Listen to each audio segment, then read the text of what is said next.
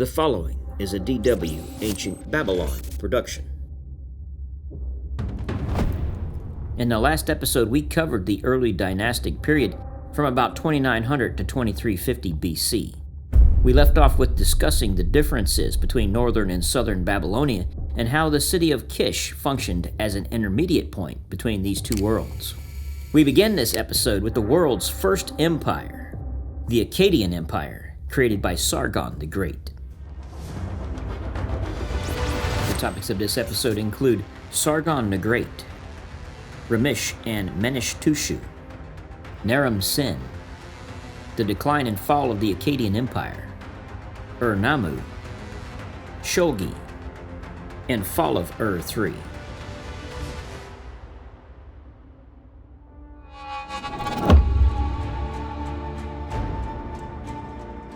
Born a commoner, according to the Sumerian king list, Sargon rose to power in the city of Kish as a cupbearer for the king Ur-Zerbaba. The royal cupbearer at this time was in fact a prominent political position close to the king and with various high-level responsibilities not suggested by the title of the position itself. He eventually usurped the throne and moved the center of his rule to Akkad, either an entirely new city, as later sources state, or a place previously of little importance. Although its location is unknown, it certainly was in the very north of Babylonia, perhaps underneath modern Baghdad. This geographical position provided full dominance of the Babylonian heartland and an extensive presence throughout the wider Near East. Akkad's prominence was attained through its military power. He possibly established a standing army, for it was said that daily 5,400 men ate at his presence. While this does not seem to be the kind of professional army later created by the Assyrian king Tiglath-Pileser III, as it seems it was neither year-round nor kept in a near constant state of mobilization, it was a great advance over previous armies. Sargon focused his first conquests in the south of Babylonia, where the city-states of the late Early Dynastic Period had been partly united. He first conquered King Lugal-Zugazi, who controlled Uruk, Umma, and several other cities that gave him final control over the entire region. As a gesture of total conquest, he washed his weapons in the sea, thus making it a boundary of his realm. This act would be repeated by later conquerors. Sargon then set out to build an empire that stretched beyond Mesopotamia.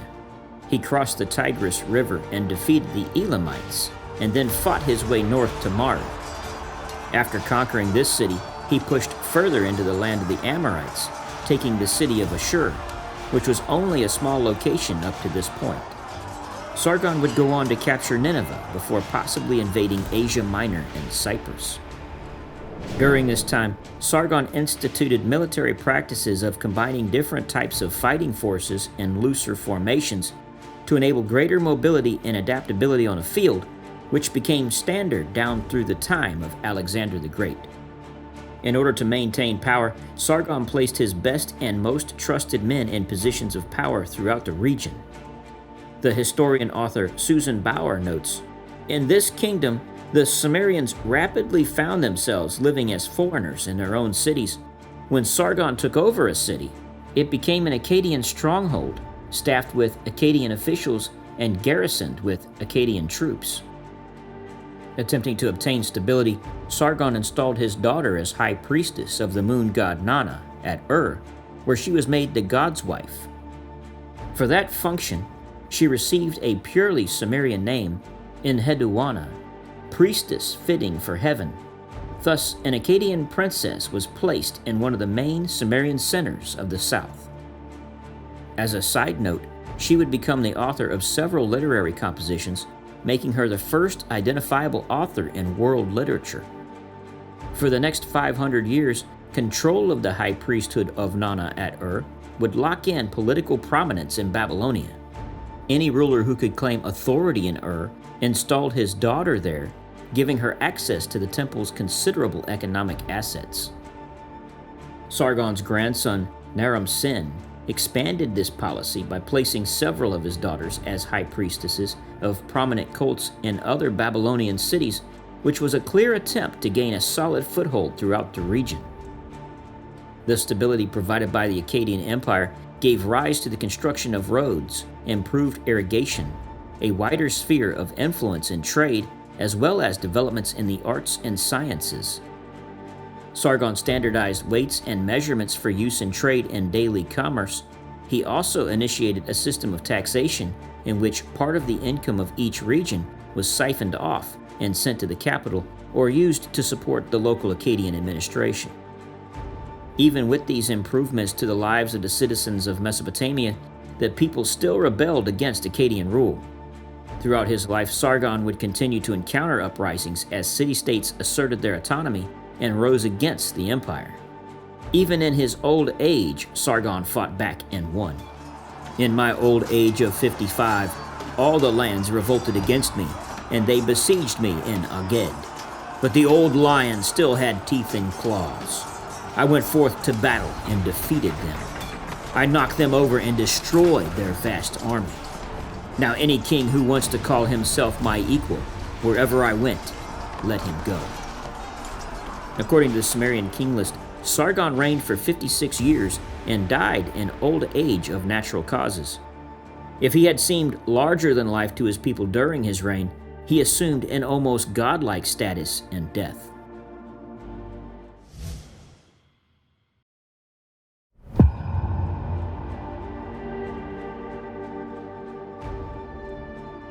The difficulties experienced by Sargon toward the end of his reign broke out again during the 9-year reign of his son Rimush, who fought hard to retain the empire and was successful until he was assassinated by some of his courtiers. Rimush was succeeded by his elder brother Manishtushu, who led a fleet of ships down the Persian Gulf where 32 kings allied to fight him. Manishtushu was victorious and consequently looted their cities and silver mines.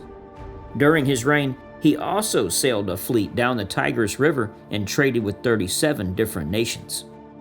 Like his brother, he too was assassinated by members of his own court and was succeeded by his son Naram-Sin.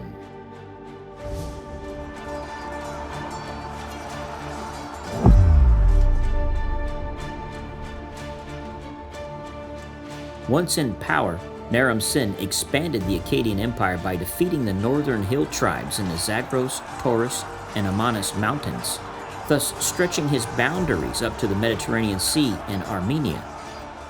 This far-reaching influence of the dynasty had a great effect on how the kings perceived themselves. Already under Sargon, the traditional title King of Kish came to mean King of the World. Naram-Sin took such self-glorification to an extreme. First, he introduced a new title, King of the Four Corners of the Universe. Then, after crushing a major rebellion in Babylonia, which included even Kish, he took the unprecedented step in Mesopotamian history of making himself a god. Earlier kings had been offered a cult after death, but Naram-Sin received one while still alive. Naram-Sin's godly status is best revealed in his victory stele, a 2-meter-high stone carved in bas relief, depicting the king leading his troops in battle while in the mountains. He dominates the competition in a pose of grandeur and is much larger than those around him. Wearing the insignia of royalty, bow, arrow, battle axe, he is also crowned with the symbol of divinity, the horned helmet. Stylistic changes originating in the reign of Sargon culminated in amazing refinement, naturalism, and spontaneity during Naram-Sin's reign. The copper Besetki statue, bearing the text regarding Naram-Sin's deification, for example, shows great naturalism in the representation of the human body. It represents a technological breakthrough, too, as it was made through the lost wax technique, a technique long credited to the classical Greeks. The Besetki statue was found in the 1960s in the village of Besetki in northern Iraq. The statue was cast from pure copper with only the lower part of a human figure preserved. An Akkadian inscription on the pedestal indicated that the statue once stood in the doorway of Naram-Sin's palace. This statue was among the many artifacts that were looted from the Iraq Museum during the 2003 invasion of Iraq. During the theft, it was dropped several times since it weighed 330 pounds, which damaged the floor of the museum. It was listed as number 2 on the list of the 30 most wanted antiquities that were stolen. Its recovery came after the American 812th Military Police Company raided a house and arrested 3 people in October 2003. They revealed the location of the Besetki statue, which turned out to be coated in axle grease and hidden in a cesspool. It was subsequently fished out and returned to the museum.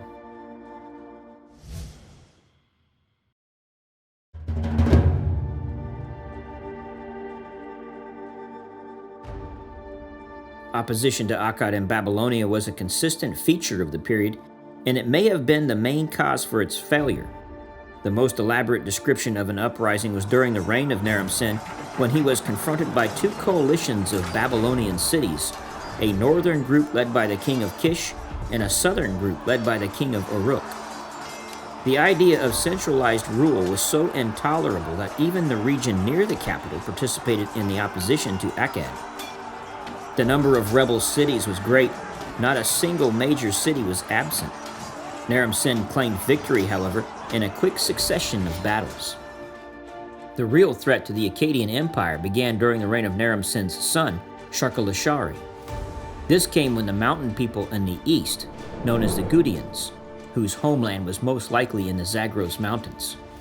In Sharkal-Ashari's time, they appeared in increasing numbers in Babylonia as settlers, necessitating the appointment of a Gutian interpreter in Adab. While they primarily seem to have entered Babylonia in the process of migration, their arrival there was not always peaceful. Sharkal-Ashari fought them in an unknown location, and we have at least one letter where they are accused of cattle rustling. The combination of internal and external pressures led to a rapid collapse of the Akkadian state during Sharkal-Ashari's reign. The entire Near East reverted to a system of independent states, some of them now governed by new populations. In Babylonia, the Gutians took over several city-states and presented themselves as the heirs to the Akkadian dynasty. They did not supplant Akkad, however, as several independent city rulers existed alongside them. The best known is the city of Lagash, where a local dynasty left numerous statues and inscriptions of a king called Gudea, whose images are among the masterpieces of 3rd millennium Mesopotamian art. In the city of Akkad itself, a local dynasty continued to rule. The situation was so confused that the Sumerian king list exclaims, "Who was king? Who was not king?" Little is known about the Gutian period. Cuneiform sources from this dark age suggest that the Gutians showed little concern for maintaining agriculture, written records, or public safety. They released all the farm animals to roam about Mesopotamia freely and soon brought about famine and soaring grain prices. The return to a centralized rule was most likely begun about 40 years after the death of King Sharkal-Ashari. The governor of Uruk, Uduhingal, led the cities of Sumer against the last Gutian king, Tarragon. After defeating and expelling the Gutians from southern Babylonia, he established himself as king of Sumer and instantly became one of the greatest heroes of the Sumerian people. He ruled for about 7 years until he tragically died in an accident while inspecting a dam. He was succeeded by his son-in-law, Ur-Nammu.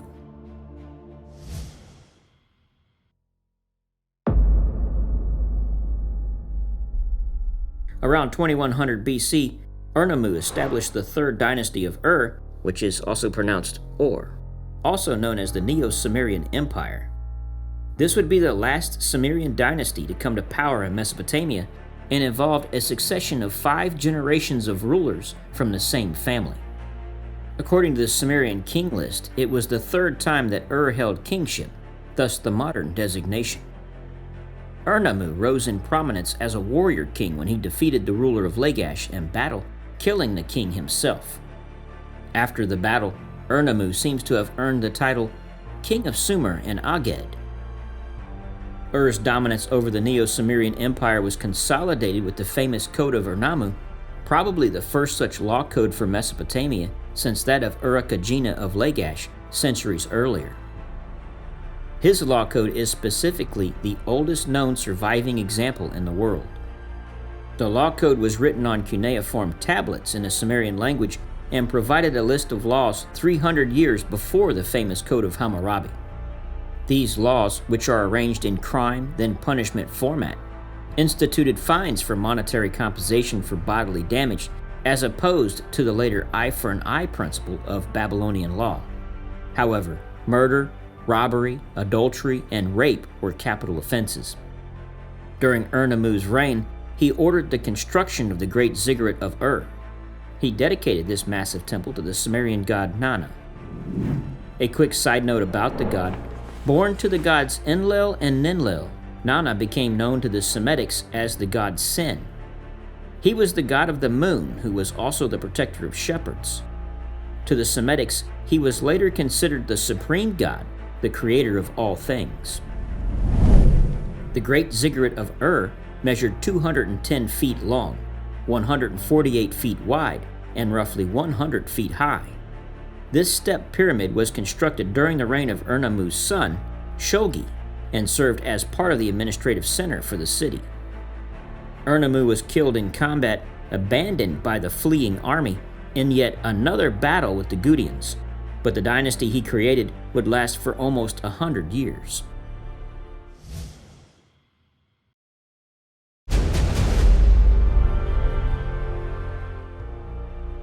Shortly after his father's death, Shulgi engaged in a series of punitive wars against the Gudians to avenge his father.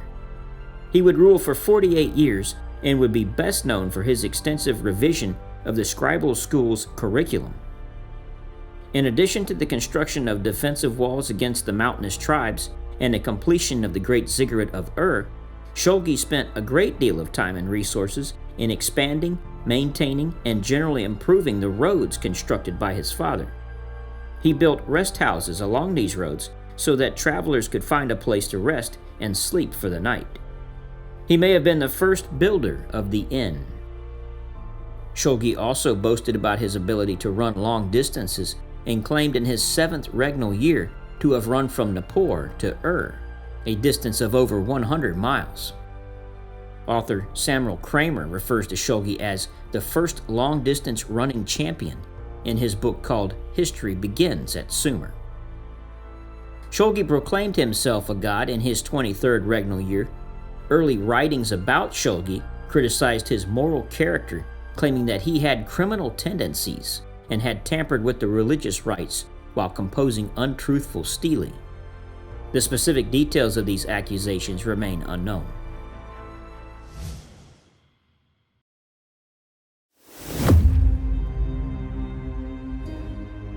With the death of Shulgi, the empire began to decline.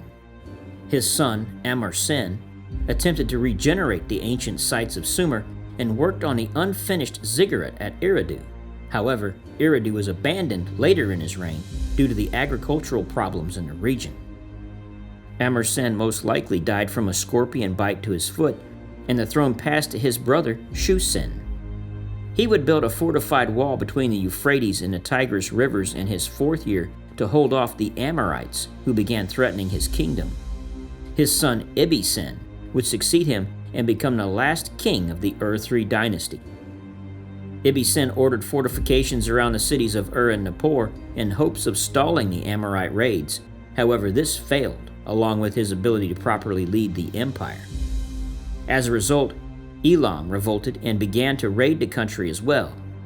Due to a possible long-term drought, along with the Amorite raids to the agricultural and irrigation systems, grain prices soared to 60 times the norm. This produced a famine and resulted in an economic collapse of the empire. In the end, Early was left with only the city of Ur. The Elamites and the Zagros mountain tribes sacked the city of Ur and took Early captive. He was transferred to the city of Elam, where he was imprisoned and at an unknown date died. After this victory, the Elamites destroyed the kingdom and ruled through a military occupation for the next 21 years. Mesopotamia then fell under Amorite influence through the kings of the dynasty of Ison, who formed successor states to the Ur-3 dynasty. They managed to drive the Elamites out of Ur, rebuild the city, and return the statue of Nana that the Elamites had plundered. In the end, Mesopotamia returned to multiple city-states that were spread from western Iran to the Mediterranean coast. Their rulers, all military men, vied for power, joined in ever-shifting alliances, and turned against one another. We'll discuss this period of Mesopotamian history in further detail throughout the next episode. Thank you for joining us.